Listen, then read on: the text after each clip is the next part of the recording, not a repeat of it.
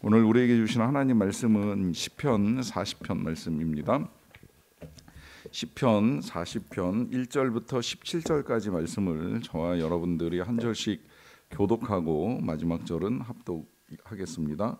내가 여호와를 기다리고 기다렸더니 귀를 기울이사 나의 부르짖음을 들으셨도다. 나를 기가 막힐 웅덩이와 수렁에서 끌어올리시고 내 발을 반석 위에 두사 내 걸음을 견고하게 하셨도다. 새 노래 곧 우리 하나님께 올릴 찬송을 내 입에 두셨으니 많은 사람이 보고 두려워하여 여호와를 의지하리로다. 여호와를 의지하고 교만한 자와 거짓에 치우치는 자를 돌아보지 아니하는 자는 복이 있도다. 여호와 나의 하나님이여 주께서 행하신 기적이 많고 우리를 향하신 주의 생각도 많아 누구도 주와 견줄 수가 없나이다. 내가 널리 알려 말하고자 하나 너무 많아 그 수를 셀 수도 없나이다. 주께서 내 길을 통하여 내게 들려주시기를 제사와 예물을 기뻐하지 아니하시며 번제와 속죄제를 요구하지 아니하신다 하신지라. 그때 내가 말하기를 내가 왔나이다. 나를 가리켜 기록한 것이 두루마리 책에 있나이다. 나의 하나님이여 내가 주의 뜻을 행하기를 즐기오니 주의 법이 나의 심중에 있나이다 하였나이다. 내가 많은 회중 가운데에서 의의 기쁜 소식을 전하였나이다. 여호와여 내가 내 입술을 닫지 아니할 줄을 주께서 아시나이다. 내가 주의 공의를 내 심중에 숨기지 아니하고 주의 성실과 구원을 선포하였으며 내가 주의 인자와 진리를 많은 회중 가운데서 감추지 아니하였나이다. 여호와여 주의 긍휼을 내게서 거두지 마시고 주의 인자와 진리로 나를 항상 보호하소서. 수많은 재앙이 나를 둘러싸고 나의 죄악이 나를 덮침으로 우러러 볼 수도 없으며 죄가 나의 머리털보다 많으므로 내가 낙심하였음이니이다. 여호와여 은총을 베푸사 나를 구원하소서. 여호와여 속히 나를 도우소서.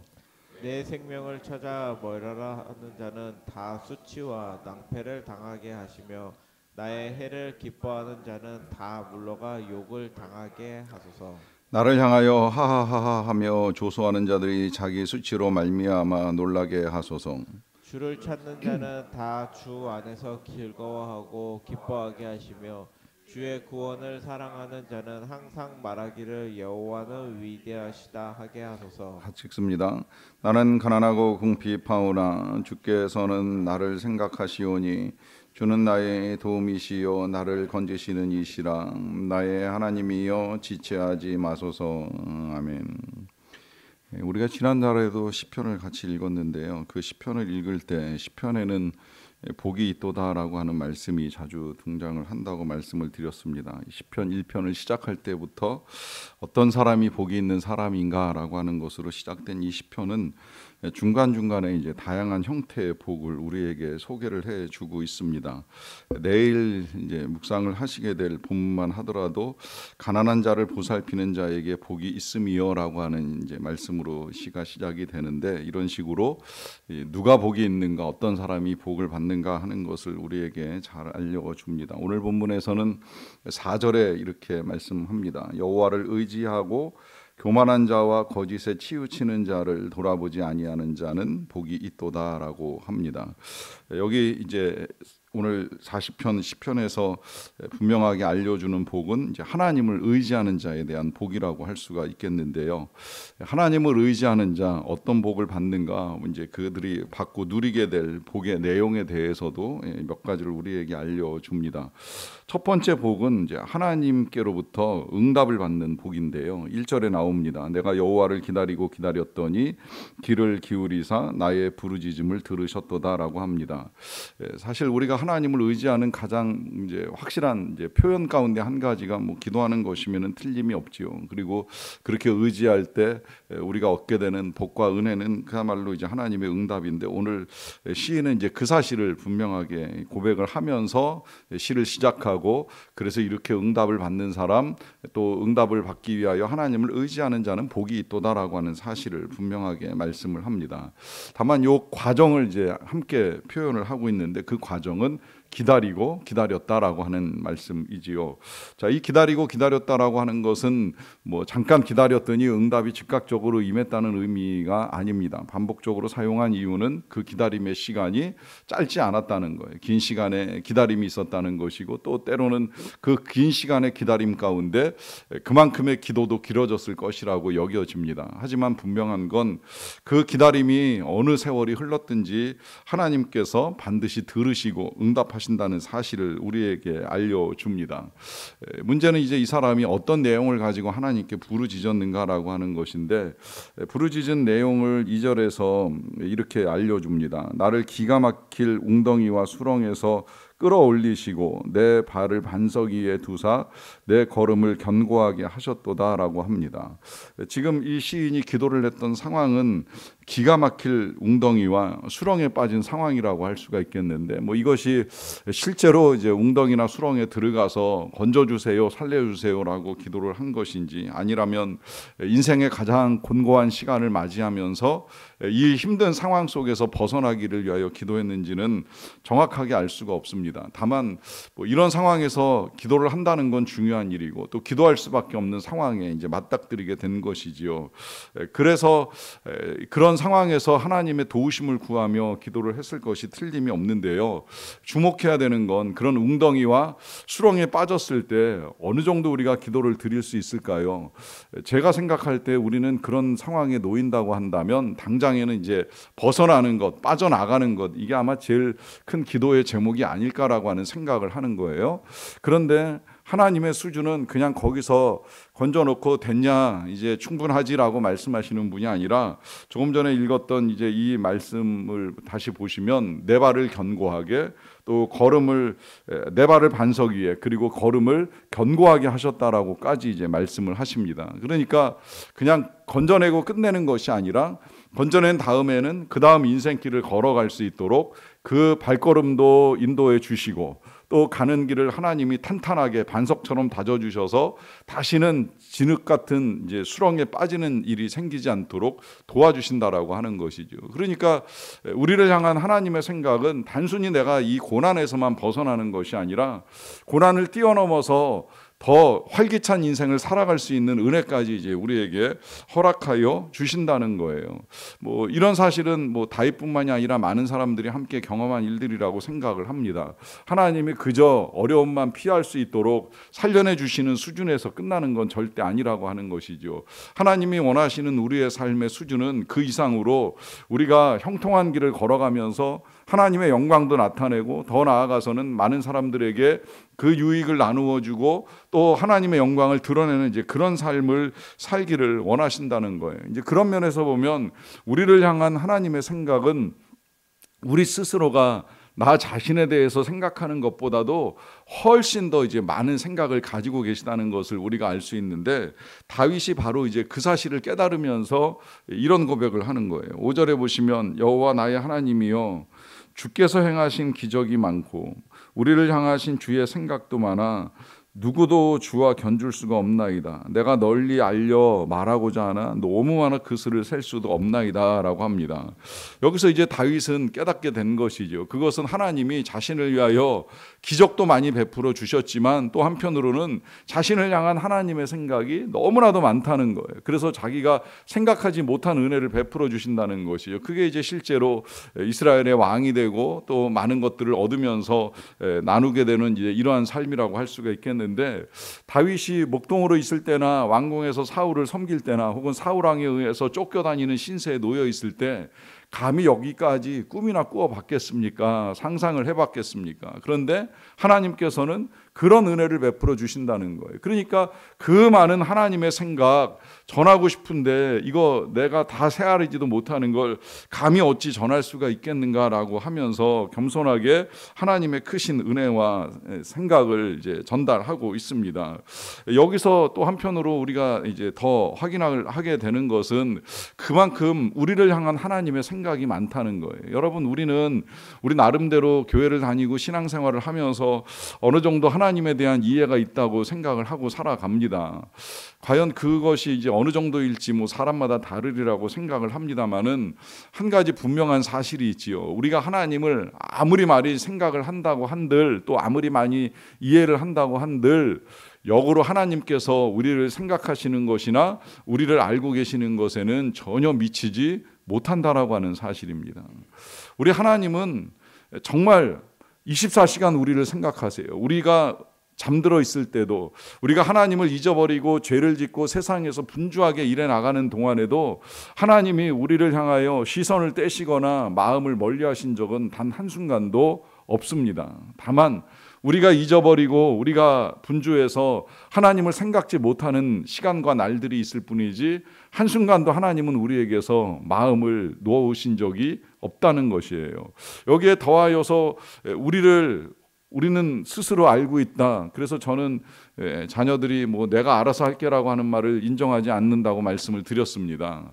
사람이 얼마나 알아서 할 수가 있을까요? 어른도 알아서 못하는 일을 청소년들이, 아이들이 과연 할 수 있을까요?라고 하는 의문이 수없이 제기되는데, 우리가 우리를 어찌 다 알겠습니까? 인간이 단순한 존재가 아니잖아요. 인간은 만날수록 참 쉽지 않고 복잡하다라고 하는 생각이 드는데, 내가 이해하고 있었던 것이 전부가 아닐 수도 있겠구나라고 하는 생각을 하게 되는데, 그런 나를 가장 정확하게 알고 잘 아시는 분이 하나님이시라는 사실을 생각할 때에 이런 나를 향한 하나님의 생각이 정말 대단하시다라고 하는 마음을 가지고 감탄하지 않을 수가 없는 것이지요.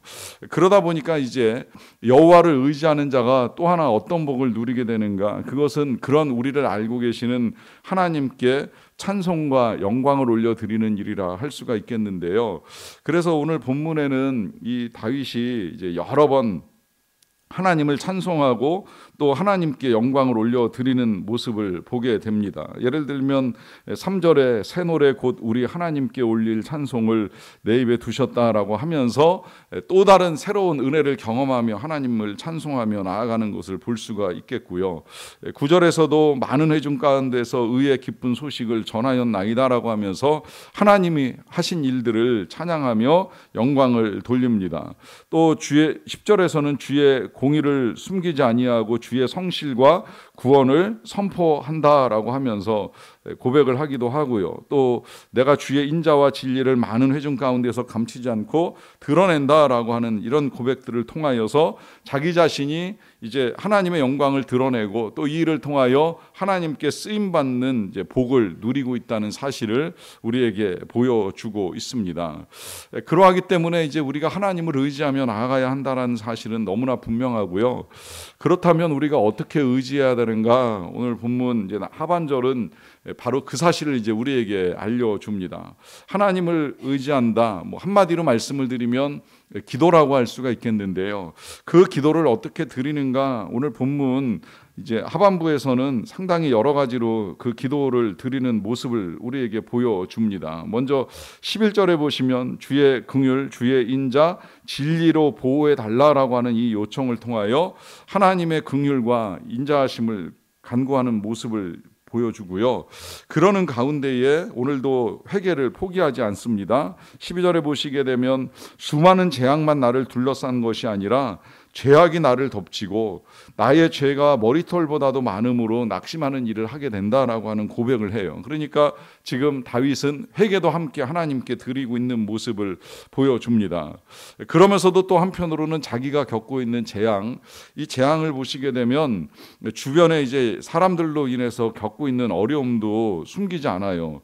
예를 들면 14절에 보시게 되면 이제 내 생명을 찾아 멸하는 자들이다라고 하는 이제 말씀도 하고요. 또 15절에 보시면 나를 향하여 하하하하하며 조소하는 자들이라라고 하는 이제 표현을 사용합니다. 그러니까 사람들로부터 공격도 받고 상처도 받고 조롱도 당하고 여러 가지 많은 어려움을 겪고 있는 거예요. 이게 그야말로 이제 다윗이 처해 있었던 이제 구덩이와 이제 수렁 같은 상황이라고 할 수가 있겠는데, 이런 상황에서 그가 이제 더 하나님을 의지하는 모습을 이제 갖게 된 것입니다. 여러분, 세상에 살아가면서 때로는 이런 일들을 겪으실 수도 있다고 생각이 들어요. 이런 일들이 뭐 회사에서도 올 수 있고, 때로는 자녀들이 부모를 업신여기면서 당하는 아픔이 될 수도 있고, 뭐 여러 가지 상황들이 때로는 우리를 조롱 같은 상황에 놓이는 듯한 이제 상태를 만들 수도 있는데요. 여러분, 그런 아픔과 상처가 있으시다면 더욱 하나님을 의지하며 나아가십시오. 그리고 아뢰십시오. 지금 이렇게 너무 적나라하지 않습니까? 나를 향하여 하하하 웃으면서 조소하는 자들, 이런 사람들이 있다는 사실을 하나님께 아뢰입니다. 그런데 그것으로 끝나는 것이 아니라 그들도 다 물러가서 욕을 당하게 하고 또 자기 수치로 말미암아 놀라게 해달라고 하면서 내가 겪은 일들을 그도 겪게 해달라고 하는 말씀을 하세요. 이 말씀은 이 보복이나 원수가 아니라 이 보복하고 원수를 갖고 싶은 마음을 하나님께 맡기는 거예요. 이게 이제 우리를 새롭게 하는 하나님의 성품을 믿고 기도를 드리는 신자의 태도라고 할 수가 있습니다. 내가 칼을 뽑고 내가 반격을 하는 것이 아니라 하나님께 의탁하면서 하나님께 모든 것을 맡기는, 이것이야말로 하나님을 의지하는 삶의 모습이라고 할 수 있습니다.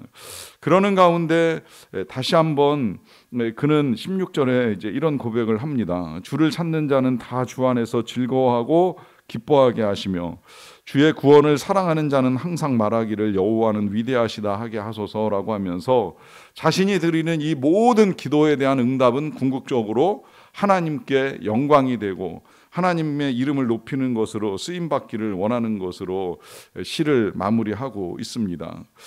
이렇게 이제 기도를 드리면서도 또 중간중간에는 보면 속히 응답해 달라고 지체하지 마시다라고 하는 부탁을 통하여서 하나님이 신속하게 우리를 건져주시기를 바라는 기도를 드리는 모습을 볼 수가 있습니다. 이렇게 기도하심으로 또 이렇게 하나님을 의지하심으로 하나님이 이루어 가시는 놀라운 일들을 경험하시면서 하나님을 찬송하고 또 영광을 올려드리는 저와 여러분들이 다 되시기를 간절히 축원합니다. 기도하겠습니다. 사랑과 은혜가 풍성하신 아버지 하나님, 감사합니다. 오늘도 우리가 새 노래로 하나님께 찬송을 올려드리며 하나님 앞에 예배하며 하루를 시작하게 하여 주셔서 감사드리옵나이다. 우리의 찬양을 받으시기에 합당하신 하나님, 감사합니다. 우리를 통하여 영광 받기에 합당하신 하나님께 모든 찬양과 영광을 올려드리옵나이다. 하나님, 오늘도 그렇게 주를 의지하며 나아가는 주의 백성들에게 은혜를 베풀어 주시옵소서. 수많은 생각으로 우리를 더 귀히 여기시고 살리시고 건지시고 또 높이시고 세우시는 하나님의 역사가 오늘도 주를 찾는 자들에게 나타나게 되기를 간절히 원합니다. 그리하여서 주를 찾는 자는 다 주 안에서 즐거워하고 기뻐하게 하시며 주의 구원을 사랑하는 자는 항상 말하기를 여호와는 위대하시다 하게 하옵소서. 그와 같은 역사가 나타나기를 소망하며 오늘도 기도로 하루를 여는 모든 주의 백성들의 삶에, 가정에, 일터에, 섬기는 교회와 이 나라와 민족 가운데에 하나님의 역사가 나타나게 되기를 간절히 원합니다. 그리하여서 끝없이 이 땅과 민족과 그리고 주의 성도들 안에서 하나님의 이름은 높임을 받으시고 찬양을 받는 아름다운 일들을 이루어 가게 하여 주시옵소서. 그간의 세상의 여러 가지 일들로 말미암아 답답한 마음을 토로하던 주의 백성들의 삶에 속이 뻥 뚫리는 것 같은 시원한 역사, 시원한 일들이 일어나게 되기를 간절히 원합니다. 조롱과 수치를 당하는 것 같은 이 모멸감 속에서도 인내하며 견딘 모든 주의 백성들에게 위로와 보상이 임하게 도와주시고 악한 일로 마음을 상하게 만든 모든 자들에 대하여 하나님의 공의로운 심판이 이르게 되기를 간절히 원합니다. 하나님, 우리나라가 선거가 진행되고 있사옵나이다. 이 일 또한 여러 가지로 애태우며 기도하는 많은 백성들의 기도와 간구가 있었다는 사실을 기억하시고 하나님의 선하신 뜻 가운데 선한 결과를 이루어 주시기를 간절히 원합니다. 하나님 아버지, 우리 교회가 이제 전교인이 한자리에 모여서 수련하는 시간을 갖게 됩니다. 이 일에 온 성도들의 마음이 하나가 되게 도와주시고 한 마음으로 모여서 예배할 때에, 찬양할 때에, 말씀을 들을 때, 교제하며 뛰놀 때에 모든 시간들을 통해서 충만하게 부어주신 하나님의 은혜를 누리며 나아가는 복된 수련회가 될 수 있도록 도와주시옵소서. 여름 사역을 준비하며 나아갑니다. 선교를 준비하며 나아갑니다. 헌신하는 마음들을 허락하여 주시고 함께 섬기며 나아갈 때에 다음 세대를 위하여서나 선교사님들을 위하여서나 선한 사역들이 것들이 진행되고 또 우리에게 주신 사명을 따라 우리가 다음 세대와 선교사님들, 사람을 세워나가는 아름다운 일들을 풍성하게 이루어 갈 수 있도록 도와주시옵소서. 우리의 모든 행사를 통하여 주는 위대하시다라고 하는 고백이 모든 주의 백성들 가운데서 터져나오기를 간절히 원하옵고 감사드리며 예수님의 이름으로 기도하옵나이다. 아멘.